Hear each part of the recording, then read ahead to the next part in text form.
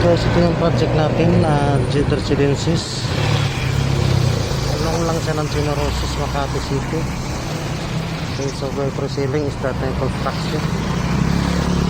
So isa pa natin yung project, yan po yung main residences. Yan by 2026 turnover yan o 2025. So magka lapit lang sila ng Jade Residences.